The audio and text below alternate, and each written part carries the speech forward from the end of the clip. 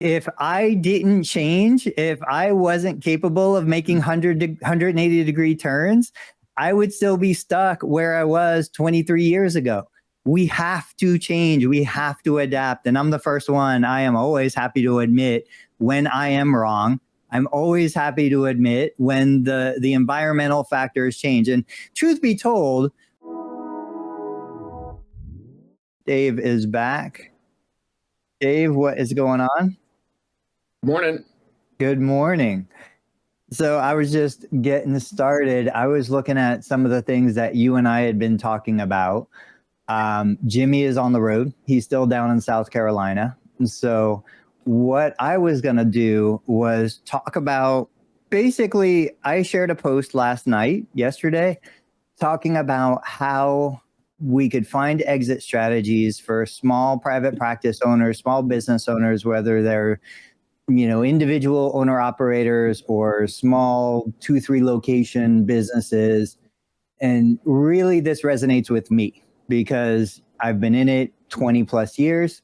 I'm looking at what are the potential exit opportunities I have. You and I have talked about this before, but I think it's always worth bringing new ideas back up. And I'm like, look, reimbursement's going down. Every day is a bigger struggle. I don't have, and this is true, I don't have the same kind of passion that I had in the beginning. I think about this all the time. I remember talking to physicians 20 years ago, and I was like, I couldn't believe the physician, the primary care doc, the orthopedic wasn't like desperately trying to change their patient's perspective, desperately trying to motivate their patient to change their lifestyle, change their diet, change their sleep. Now, I'm like, you know what? If you don't want to change, that's fine. I'm okay with that. I'm not going to try to change you.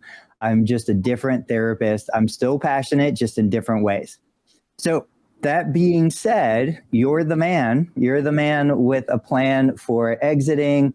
Let's talk about some different ways to value and monetize what a therapist, what a private practice owner has created that maybe just doesn't look as good on paper. I run everything through my business. My business looks horrible from a profitability perspective. But we get a ton of referrals. We have solid reputation. We have solid placement in the community. We've got a long list. I don't even know how many thousands of past referrals that could be reactivated whenever we want. What do you see when you're looking at something like this from the outside? So, we've looked at a lot of financials, and I don't know, maybe 80 to 90% of the books that we look at are disclosing a small amount of annual profit per year. Like you said, they're running a lot of personal expenses through the business, whether that's something that typically their accountant is advising them on, or something that they have just done over time. So that makes our work a little bit more challenging, because then we have to look at the add backs and see what are the legitimate expenses, and then what are the expenses that are something that is going to be added back to profit, and something that will make their profit look larger. That's just the normal challenge for any buyer out there. So as we kind of get deeper today and talk about this, I appreciate you kicking it over to me in terms of what we're looking at, but also what other buyers out there are looking at. And I think there's a little bit of a different perspective of what they're looking for compared to the current style of your practice, Tony, where you have the YouTube channel, you have digital products and all that. We could argue, we could talk about if that's even purchasable, if that's valuable in the buyer's eyes or not. But I would say that you've kind of morphed into a different style of practice compared to what buyers are typically looking at and what they've purchased over the past 10, 15, 20 years. But you know that you're unique compared to the other practices out there, regardless of the books and what, personal expenses, all that. But overall, your overall practice and what brings in some of the revenue and where you split your time and all that. So we'll get deeper into it. Well, I think that there's a lot of people that'll watch this who are going to be more like me than some of the other. So Justin Stiver is a great example. Justin, for those of you who don't know, bought my practice down in Sarasota, Florida. He blew it up. He grew it from one location to, I think they're at 7 locations right now. He more than 10x growth, 10x revenue, like blew up the team, just did incredible, did things that I could never do. And, and I appreciate him for it. I'm jealous of him for it. I love it. But that being said, there's a lot of clinicians just like me who are like, look, I'm not going to grow to that level. I'm not going to go that direction. That's not the thing that I want to do. So what if they say, okay, I probably have 3 to 5 years left in the tank, like I can push, I can make this work. And you said it, it's like, if I go down the road of YouTube, I've never seen a better time. And I say this every year, and every year it's more true than the past year. I've never seen a time that a small channel can get started, grow more quickly than right now. And there's still such a massive opening for PTs, OTs, SLPs on YouTube specifically. So if you grow the YouTube channel, if you grow a newsletter, if you grow, I interviewed Steve Cohen yesterday. Thank you for the introduction about RTM. I'm interviewing a different RTM platform today. There's a lot of opportunity out there for small providers to innovate, grow, do things, bring value. But then how do we find the buyer? Because like you said, somebody maybe in your position is like, I've got a very specific formula. This is what I'm buying. If I go to a restaurant for sushi, I don't want to get barbecue. Like, I am a very specific consumer. How do we find the consumer who wants to buy what we've built? Because it's probably not going to be ATI. It's not going to be, Athletico who's going to come in and buy a practice like mine. But maybe there's another buyer out there we need to find. So 2 things. One is, I'm going to ask you if you saw my repost of your LinkedIn post last night. I commented a few things that we can cover today about my potential ideas or suggestions around a practice that's maybe smaller and looking to exit in the next 1 to 3 years or something like that, in terms of what they could consider doing to making it a little bit more appealing to acquire. So we'll get to that in a second. In terms of your practice, for example, with the YouTube channel, it is valuable, but I would be afraid if I was going to purchase, and also you might just want to keep your YouTube Total Therapy Solutions YouTube. You might want to just keep that. I don't know, and continue to use the same name, and maybe we would agree to that or whatever. But I think as a buyer, I would be afraid of having that YouTube channel as a digital asset, even though it's valuable, and you could probably show me it drives X amount of people to your website, and then I don't know, X amount of people call and convert. And like you said, you've had people drive in from like other states and other places, or do paid phone calls or whatever. But as a buyer, that makes me a little nervous, because all of that is wrapped around Tony Maritato. And if I'm going to acquire Tony Maritato's practice in the next 1 to 3 years, and then you want to go on a road trip for a year or 2 or something with your family, or travel or do whatever, as you're kind of transitioning out of the practice, then I might not be able to capture a lot of that value of treating patients, of growing the practice, because there might have been a lot wrapped around you. So that would be one thing. Like, yes, it's valuable. Facebook group that you have and the YouTube channel, valuable. I think those things are potentially, it makes sense to kind of lump it all together. And I do agree with you. The buyer would have to be someone, maybe even like us, or some other a therapist like Justin Siver. Maybe it's one of your PTAs, who knows? Because I agree that Athletico or ATI or whoever takes a look at Total Therapy Solutions, and I don't think that they would give you much value of an overall offer or deal when you include the Facebook group and the YouTube channel. So anyway, it's just a unique practice. But let me kick it back to you. So I reposted your LinkedIn post last night. I made some comments. Did you see any of that? And that's basically what I was. Okay. So you posted on LinkedIn yesterday. If someone has a small physical therapy practice and they're looking to exit in the next 1 to 3 years, what are some things that they could do or consider doing to make it a little bit more appealing or sellable? And first of all, it has to be more. It has to be more of what you're doing, or something different than what you're doing. if it's small and you want to make it appealing. The reason why I say this now, this is just my personal opinion. We have practice owners that reach out to us and they're doing, see if you can find it and pull it up. We have practice reaches out to us and maybe they're, I don't know. First of all, if they're a solo practice, there is nothing to buy because that's your job. And then if you transition out of the practice, what am I buying? I'm buying your past patients that all love you only. Yeah. They only know you and trust you and like you only. So it just, a solo practice is not, in my opinion, not really purchasable because unless a younger therapist or a PTA or whoever is going to acquire it and then, build it from there. Let's see. I got some comments. That was maybe yours. Getting out of treatment is a must, no matter how much it's loved. A practice cannot be solely dependent on one provider if it's to be exited. Yes. Andrew. I don't know who that is. Andrew. All right, cool. Yeah. So you posted that. And then, so I wrote here, small PT practice owners who are looking to exit in the next 1 to 3 years may want to consider. I don't want to say that, I'm not saying here's the 10 commandments. I have the proven roadmap. I'm not, maybe I'm somewhat right, somewhat wrong. I'm just saying, here's what you might want to consider because Tony might push back and poke some holes in this.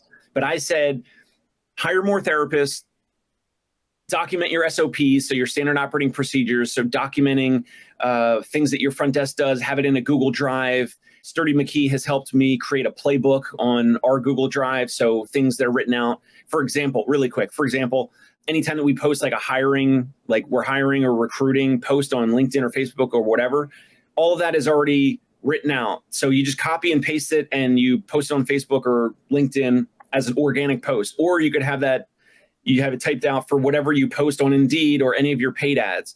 And if it's an organic post in the Google Drive, it's like the picture, the images that you're going to use for the post. Like everything is just copy, paste. So documenting all of that. So it could be how you onboard a new patient, how, your front desk or your billing person goes through the whole process of claims or coding or billing, submission and claim follow-up and all that type of stuff. So anyway, first thing I said was hire more therapists. Second thing I said was documenting your SOPs, all of your steps and tasks. Third thing, getting out of treatment, which I know that might resonate with some practice owners and others it will not resonate with them. And then ultimately growing your asset and increasing margins. Those are things that you don't have to do any of those if you don't want to, but if you want to exit in the next 1 to 3 years and make the most amount of money on that exit, that is roughly some of the big highlights. And maybe there's some things that I missed and we can talk about, but those are, in general, those are like the big levers that would allow a practice owner to maximize the value and their purchase price of their exit in the next 1 to 3 years. Yeah, I totally agree. Now, what I would do is I would look at that and I would say, okay, hiring more therapists. You and I have discussed it. I danced with that idea for a minute. Like, forget it. That's out. All right, let's take that off the list for me. Developing SOPs, like this was huge back 15 years ago. We had started the practice 23 years ago. We were doing everything. It was miserable. We learned how to turn it into a real business, not a job, develop procedures, develop policies, like everything was documented from turning the light on, emptying the trash to, admitting a new patient and completing a PT evaluation. Everything had a step-by-step process. Everything had a checklist. Getting out of treatment, pretty much done. Growing the asset, increasing margins. The one thing that, from my perspective of that I'm looking at with this list is maybe I just don't want to sell a physical therapy practice, which, is totally reasonable. Maybe I make the pivot while I'm still here to an element within the physical therapy practice. So we had spun off billing companies that, we brought our billing in-house. We operationalized the billing. We did such a good job with it. We're like, hey, let's spin this off into a separate company. I could see therapists who are really great at marketing. We talked about the YouTube channel, the social media, spin it off into a separate company. So it's like, I think what's most reasonable for people in my position is you say, what am I still really good at? Where's the magic in all of this? For me, maybe it's the YouTube channel. I want to talk about an interaction I had with a patient yesterday around my YouTube channel. But I'm like, well, why don't I just grow, focus on that element of the business, and then just let the rest of it kind of wither away. Let the patient care disappear. Let the insurance and third-party reimbursement disappear. Just let that all die on the vine, and focus on this aspect where maybe I've got a little more energy. I'm a little more interested, a little more of my focus, and just forget the idea of I can still exit. This is still an exit. It's just not an exit in the traditional sense of selling a physical therapy practice. What do you think? Well, how would that work? I mean, I think you should expand on it a little bit. Yeah. So it's basically what's been happening, right? Like, and anybody who's watched me over the last 10 years, I don't think I've been on social media that long, but pretty close. You probably would have seen the evolution of, okay, I'm passionate about this, I'm talking about this, and it's gradually changing over. As you see my social media grow, as you see the YouTube channel grow and other things, you see me get more excited about certain aspects. I'm more excited about growing my LinkedIn audience, which is doing better than it's done. I'm more excited about a newsletter, which we're going to talk about more in the future. You probably see me just get more animated when I'm talking about that stuff. Whereas 15 years ago, you would have seen me get more animated talking about nutrition and sleep. And then 5 years before that, you would have seen me get more animated about talking about post-surgical rotator cuff repair and, treatment interventions and things in the clinic with real patients. So if I'm going to feed the fire where it's burning, I'm going to go to, okay, I've got the most energy, the most excitement on this aspect. I don't think I'm chasing a shiny object. And I want to be very clear on that because I have that tendency, no doubt. So we have to be a little bit aware of ourselves, but I am putting more of my time, more of my effort into those things, social media, video, communication, because I think there's probably a bigger return on that. There's probably a better future for me in that space. And like anything, I stepped out of patient care to grow the business. Then if I wanted to still be in patient care, I step back in. I'm stepping out of therapy and business to grow the media side because I know down the road, if I still have a passion for it, I'll just step back in. But I would rather it be my choice. I don't want to treat out of necessity. I want to treat out of the desire to treat, the interest in being a therapist. So as Dave kind of gets the Wi-Fi figured out, I'm going to take a little bit of a left turn here. I want to talk about an interaction I had with a patient yesterday, and this comes straight from YouTube. So I was evaluating a new patient yesterday. This was a patient I had evaluated previously. This patient had a knee replacement, then discharged from that, very successful plan of care, had a second knee replacement, obviously the other side, came back for an evaluation. And this was a situation where the patient knew about my YouTube channel, had seen my YouTube channel, and came to me because of that channel. Then yesterday during the eval, had a neighbor who had been struggling, going to a great therapist. I'm never going to say anything bad about the therapist. Therapist was great, but it was another therapist working for the hospital locally. And the patient was like, hey, look at Tony's YouTube channel, see what he has to say. And the patient told me, relayed to me, the friend went to the YouTube channel, watched a bunch of videos, just totally loved it, started doing the things that she had suggested and felt more confident, more in control, felt better about the recovery. Now, was it just timing? Like, did the patient find the channel at the right time that they were going to get better anyway? Could be. Did the patient want somebody to kind of verify some of their own, ideas? Probably. But nonetheless, this was a situation where that YouTube channel had a direct impact on that person's life. Cool. The interesting part was my patient then proceeded to say, I asked my surgeon, who's a hospital-owned surgeon, works for the hospital, why don't you send all of your people to Tony? because the surgeon was totally like, I love Tony. I know his YouTube channel. The surgeon was like, we really can't. We still have pressure from upper management to keep all of those referrals in-house. So again, it's one of those situations where the doctor wants to send to me. The patients are giving positive feedback, good reports, but because of the way the system is, that surgeon is under pressure. Now, we saw this happen back in the late 90s with the Balanced Budget Act. What happened was a bunch of independent physicians, then they all went hospital owned. They all got sick of it.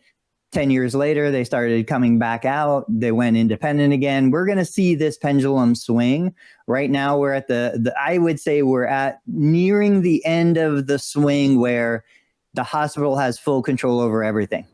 Because eventually these guys are going to get sick of it. I already see what I call spite referrals where the surgeons are so sick of the hospital they work for that they start sending patients out of the hospital network intentionally because they are sick and frustrated and just want to spite the hospital, spite their employer. So these are opportunities for smaller providers to market that specific message. I want to get you back in, Dave, if you're stable again. What are your thoughts about anything that I've shared? One thing I was thinking as you're describing, first of all, I always love to hear the stories of the public getting value from your YouTube channel. I've shared your YouTube channel with so many like family friends that got knee replacements, and everyone is, one is like a cousin of my wife, and another one was like a friend of the family, and everyone is complaining. I haven't gone through it, but I'm saying everyone is in a lot of pain from the knee replacement. And I always say, here's the link, go to this channel. There's great videos from my colleague in Ohio, and there's videos on, how to get comfortable sleeping and lying down and all the stuff in between. And everyone says that it's valuable and helpful. So it's just great for you in the real world to get the feedback in person that it is actually impactful and that it makes a difference. Obviously, you also see it with all the comments that you get. I love it. I don't have anything else on that other than I was thinking as you're describing you were kind of saying like letting the practice die and letting the insurance kind of run out, or basically like the reimbursement is continuing to be cut and declined and all that. And I think you've talked about this before, that it would not be possible. So I just want to reiterate, it's not possible, or you don't think it would be possible for you to be a cash practice. Like maybe not overnight. Maybe you keep Medicare, and maybe you drop some, one by one, you drop United Healthcare, and then you drop, Cigna or Blue Cross Blue Shield or whatever. You don't think the folks that live around you, Tony, would be paying or would be able to, or would want to pay like $100 a visit?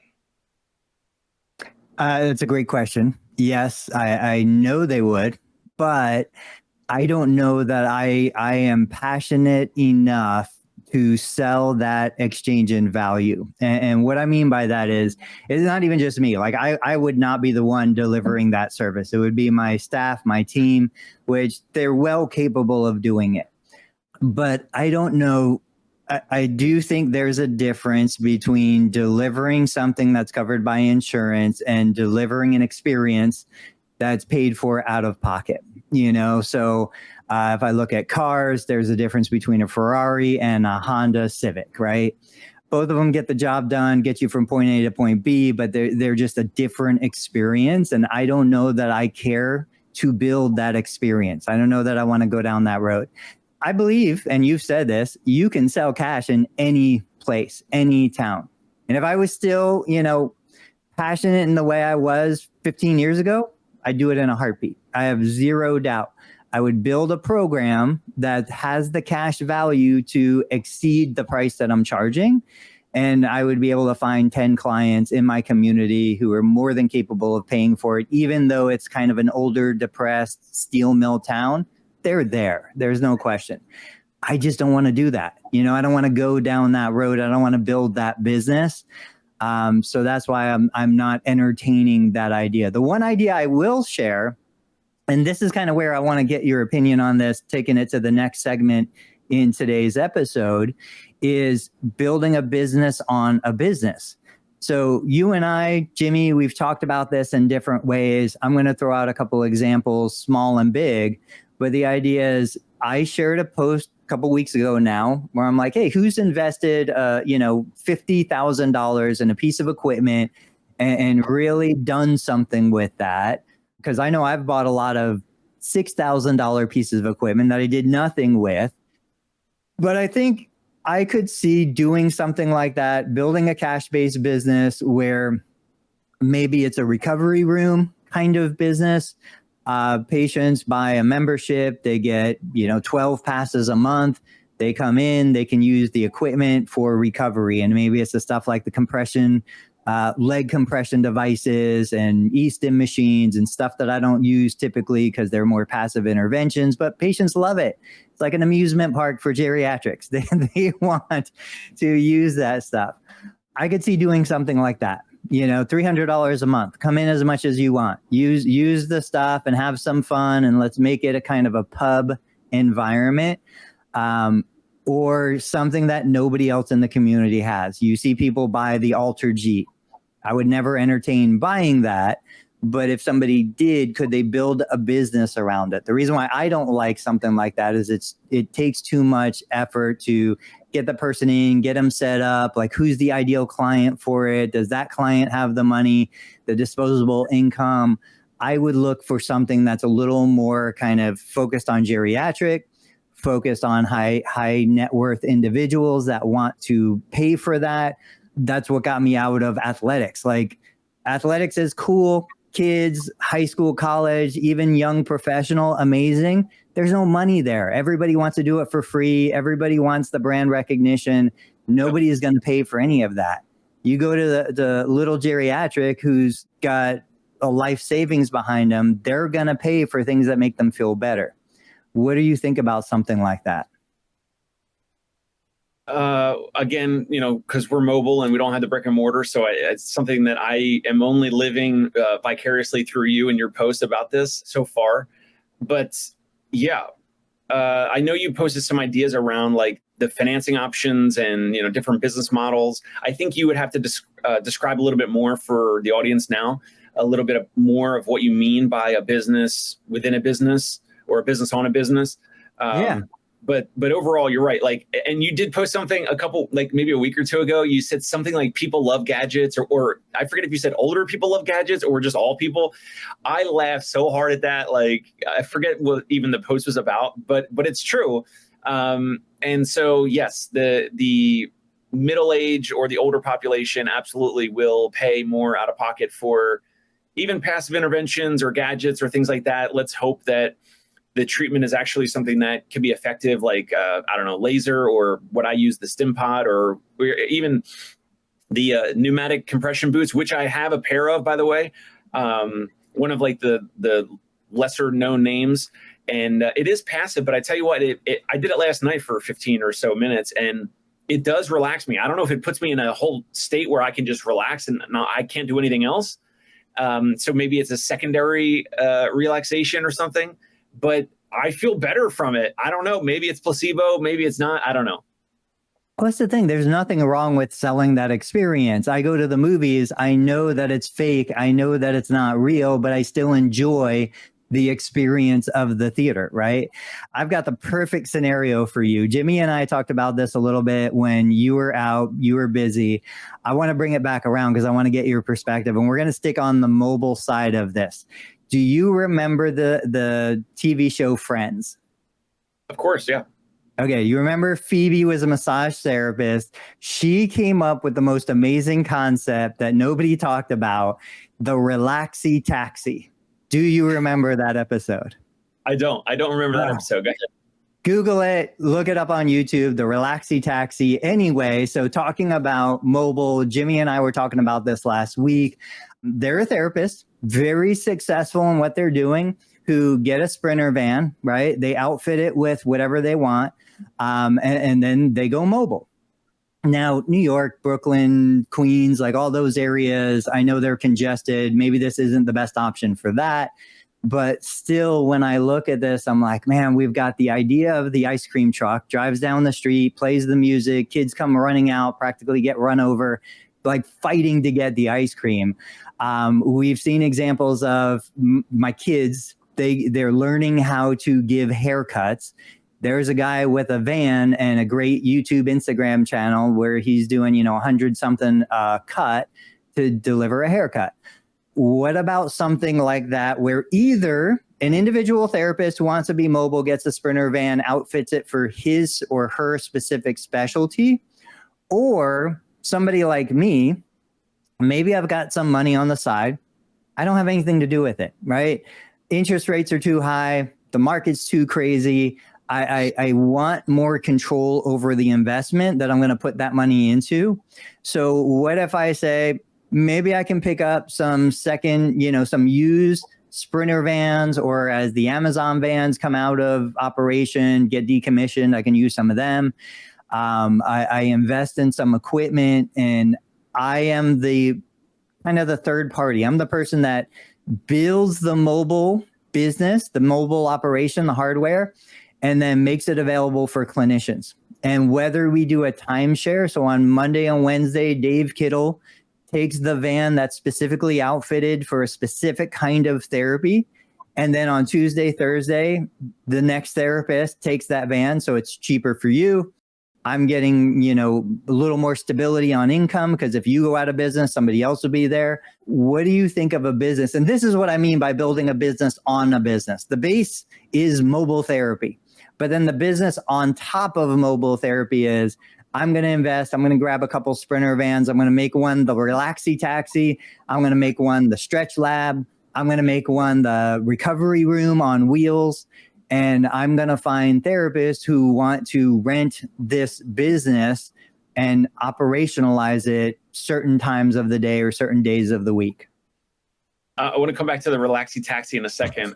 In terms of the idea, I don't know, like, let's just say hypothetically, if you were going to go do that and you're going to try to go find a couple different mobile therapists who all want to start doing this let's say Tony Maritato, you rent or own a Sprinter van, and then you got to go find, like, I don't know, 2 or 3 or however many mobile PTs that want to do like a side gig inside of this Sprinter van or whatever. I'll be quite frank. I don't think there's going to be enough money in it. I don't think there's going to be enough juice for the squeeze. I don't think it makes, it's an idea. I get it. But what I've seen, and I know you've seen, there's like TJ or JT or some therapist that has this. I know a therapist that Mark Dinesha, that used to live in Brooklyn, then moved down to, I think, Austin, Texas. He's got like a van or like a Sprinter van type thing. And like out, he treats in there. So he went and did that himself. I don't think it makes any sense at all for some company to do this and go find some. Listen, and we were all kind of, you and I, we were all kind of like side hustle PTs or side hustle folks at some point. I get it, but I just don't think there would be enough money in it to actually have a business. I think you have to go and go do the van, get the thing, the vehicle by yourself to actually like have enough gumption and enough skin in the game to actually make it worthwhile. I don't think it would make sense for some business to try to entertain this, regardless of whether it's a urban area or rural or whatever. So that's just my initial thoughts. In terms of the relaxi taxi, I thought, because I use taxi cabs now more than Ubers and Lyfts, because I don't want to wait for an Uber or Lyft. Sometimes it takes too long for the Uber and Lyft to show up, and the yellow cab is already driving by. I thought you were going to say with the relaxi taxi, a therapist like me, I sit in a cab with some, unknown cab driver. I'm sitting in the front seat, and then a passenger sits in the back, comes in the back seat, take me to, 72nd and First Avenue. And then I turn and say, like, do you want some soft tissue work or a massage or whatever? And then, if they say yes, like I jump in the back seat and I start giving them a massage, or you have a massage therapist do it or whatever. I didn't see the episode from Friends. So my mind was like, how would this relaxi taxi work? Like, am I literally a therapist in a cab and I'm trying to upsell the person a massage, which, like, I don't know, with seatbelts, I don't even know how that would work, like how that would be safe or whatever. But it makes sense because people that are getting in cabs, you're right, they are in the city here, they are stressed and tense and probably running late or whatever. So it actually makes sense. And that actually would probably have more legs than the shared Sprinter van type idea. Interesting. Yeah, that's hilarious. I could totally see that working though. We do almost all of our manual therapy sitting. You saw the other morning. Yes. We almost never get somebody in supine, get somebody in prone, get them on a table. We do everything in sitting over the clothes. I could see a setup where you've got multiple layers or rows of seats. So the massage therapist or the physical therapist is behind the actual rider. They do that in poker rooms. I'm a huge fan of poker. I've been poker player for a long time. $1 a minute. Let's go. Like, this is well established. Going back though. So my thing would be you rent the van. It reduces the risk on the therapist, the individual therapist who wants to be. That's the problem. That's the problem. But go ahead. Well, I want to hear what the problem is. It reduces the risk on the therapist. I've got money sitting out there. If I can finance the van, obviously, at scale, this now becomes a very viable opportunity. Yeah, I wouldn't do it one or two, but if I had 20 or 30 or a fleet of them, I think this is something that could be done.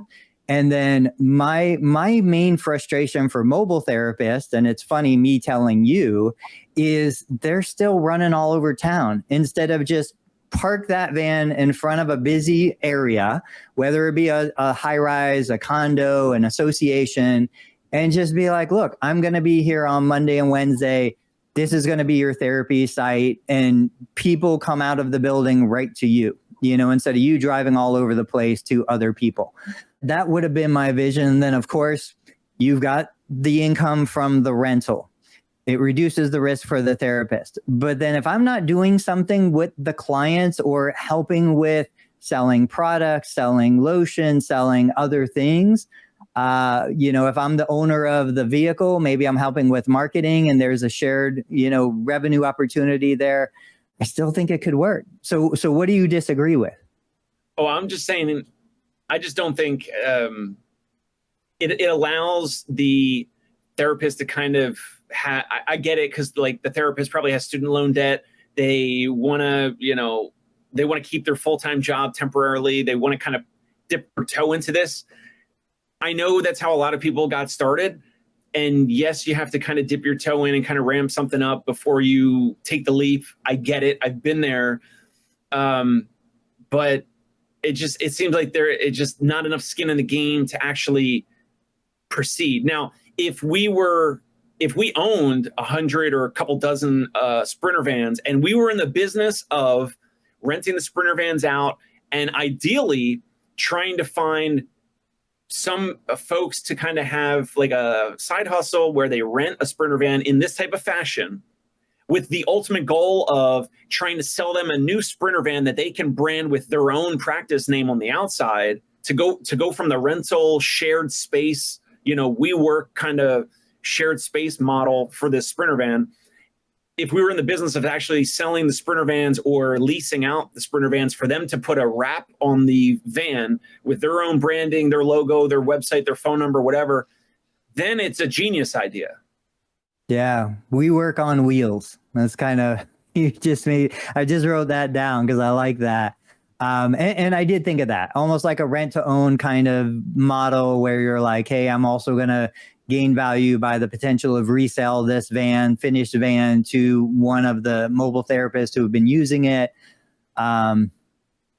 Let's talk about one other kind of business built on another business here. So I'm going to be sharing, and anybody watching, if you haven't watched Dave Kittle's episode with Steve Cohen, we'll link it. I'll put it in the description. Steve seems like a great guy, had a really fun talk, both recorded, and then we talked for another 15 minutes off record. But like, that's one of those situations where I always see opportunities, right? So Steve and I on record talked about, and you talked about this with them too. So you had mentioned one person in a practice who does all the RTM for the practice. I think he called it an HQ therapist or something like that. When I'm looking at mobile therapists who have the time, who are building their practice, I'm like, why aren't there mobile therapists who say, I'm going to be the RTM expert for this area? And I'm going to bring RTM into brick and mortar clinics that don't already do it. They'll hire me, they'll credential me, they'll bring me on board. I'm part of the team. But my whole objective is I'm just doing the RTM for them. And there's a revenue split or a flat rate, however they wanted to do it.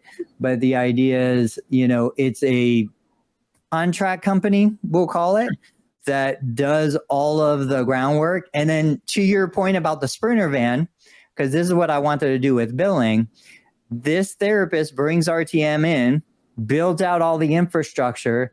And if it's successful, they're obviously making the money along the way. But then if it's successful, that practice buys the system, the operationalized system that therapist built. And then that therapist is done with that practice. Now that practice has a finished system in-house. I had wanted to use this as a model for billing. When I think of billing companies, and I said taking a percentage of revenue is never going to last forever. When we were paying 7%, we passed $1 million in revenue. We didn't want to pay $70,000 to a biller anymore, so we brought it in-house. But had that biller built the business in a way that they could sell me the billing company, the billing systems for my practice, I would have just bought it. I would have bought it, and then that biller could leave. Instead, I just fired the biller, and they got no value beyond what they were doing, on an hourly basis or whatever. So the RTM, what do you think of something like that? In regards to if somebody had the time and the interest, they would be the RTM expert. They'd build a system, bring it into private practices, maybe sell the operational systems behind it. Well, first of all, I have to say, months ago when I talked about RTM and when I interviewed Steven, I forget if you wrote this publicly or you said it privately or something, but you said RTM, and correct me if I'm wrong, you said RTM sounds like a complete waste of time. We would never do that at Total Therapy Solutions. And you were completely against it. Then all of a sudden, you're having an interview with Stephen Cohen, and I think you signed up with them, and you're posting all over about RTM. And I'm like, what is going on with Tony? He comes back from vacation. He's like a new guy. This is what it is, right? Like, if I didn't change, if I wasn't capable of making 180 degree turns, I would still be stuck where I was 23 years ago. We have to change. We have to adapt. And I'm the first one. I am always happy to admit when I am wrong. I'm always happy to admit when the environmental factors change. And truth be told, when I hear what other therapists are typically doing with RTM, I have no interest in any of that. But as soon as I heard that we were capable of doing it through a text messaging platform, when I heard the way that they were doing it at Sarah Health, I was like, okay, this is a different approach. This is new information that I had never had access to before. This is changing things. Well, hold on. So, because I thought you watched that episode because my thumbnail for that episode says Medicare pays auto texting patients. And that was, I don't know, 3, 6 something months ago. I mean, no, more than 3 months ago. I mean, it was a while ago. So yeah. I thought you knew that, like, I thought you, even from the thumbnail, I thought it conveyed like not even synchronous texting, not even manually texting a patient, but it's auto texting, and it turns, like, you can describe more of it, like turning your cell phone into a medical device, and the patient has to reply, I think once every 16 days or something, like over a 20 or 30-day period, or there's some technicalities that Stephen reviews in the episode, in the interview with him, that I interviewed him on my show. But I thought you knew all that. I thought you understood it. Even that, you were like, that doesn't make sense, and there's not enough money there, and we would rather just have those patients come into the office. Like that's what I thought. I thought you fully understood it, but I guess maybe you didn't do a deep dive. And I think that's what it is. My wife calls me a skimmer. She will text me, and if her text is more than a couple words, it's over my head. Right. I'm sure, not to get political, but I'm sure everybody's seen like the little videos where you've got Joe Biden, who's got that look on his face of confusion. That's kind of me once we hit a certain saturation point in the communication. So with that, it's like, okay, yeah, I didn't fully engage in the episode. I run, I exercise, I'm listening to episodes in the background. It just didn't click for me. 2, I still kind of agree for a practice my size, pretty small, very low volume, to add a couple dollars every visit or every episode. Maybe it's not worth it for me, but that's where I start to get excited about saying, where can I take this? Where can I scale this? What is the next level of this? Because one, what's different now than probably back when you published it, I've got a PTA who's going on maternity leave, who wants to stay active, wants to stay involved, but doesn't want to come into the clinic. This is a great opportunity for something like that. And you guys discussed it, but at that time, I didn't have that information, and so it wasn't resonating with me. 2, when I look at scalability, once again, I'm like, man, this is not just for one practice. It could be, but this could also be something that's scalable.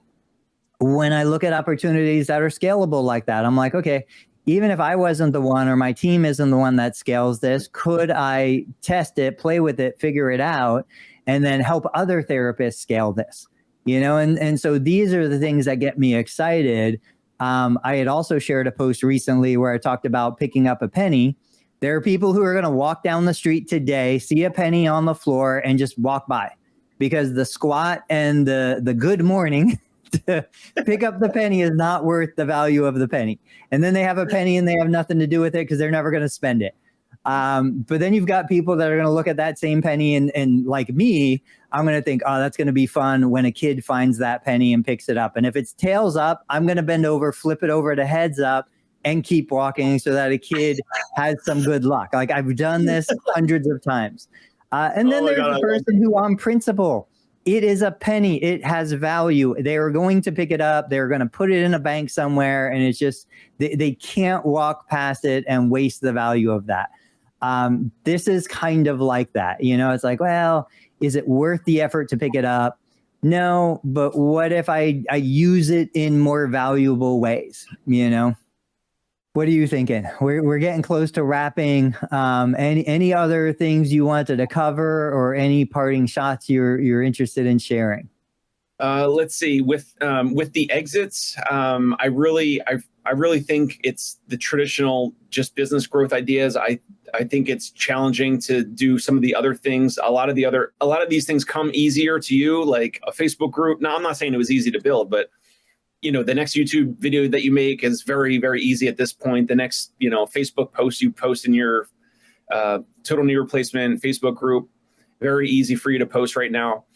But I think a lot of those things are unique and different compared to a lot of practice owners out there. And they're just in the traditional insurance-based clinic business.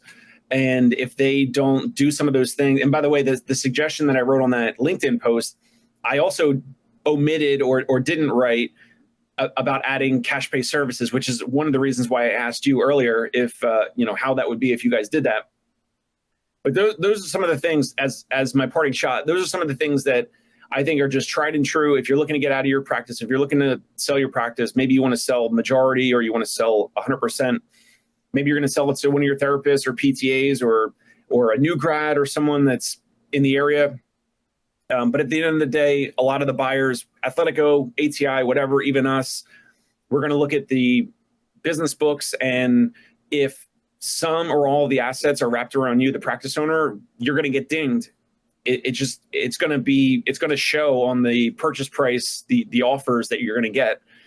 And that could include the assets such as the YouTube channel that you have and the Facebook group, et cetera. So that's just my parting shot. Like, I think it's still early days to have some of those assets in a historically old traditional physical therapy business model. You have these newer assets, and it's almost like maybe it's harder to value those. Maybe you spin those off. Maybe you keep those assets and some buyer comes in and eventually buys your practice. But I think that dialogue back and forth would be helpful for practice owners out there to kind of see their options.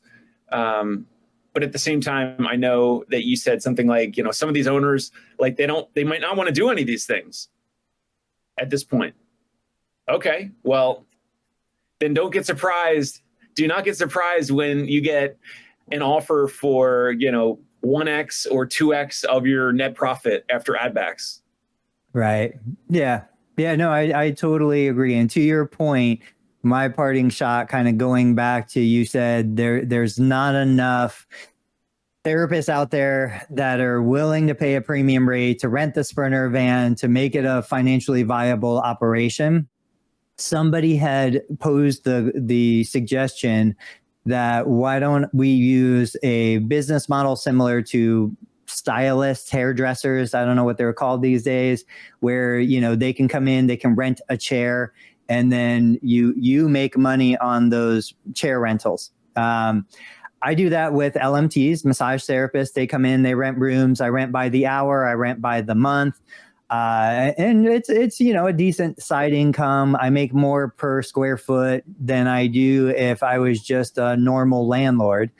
But like you kind of alluded to, you didn't say it, I don't think there's the entrepreneurial spirit within the profession that is pervasive enough that there are enough therapists who say, I want to do that. I don't see enough therapists who are like, I want skin in the game. I want to have my own accountability in business, and I want to test these waters.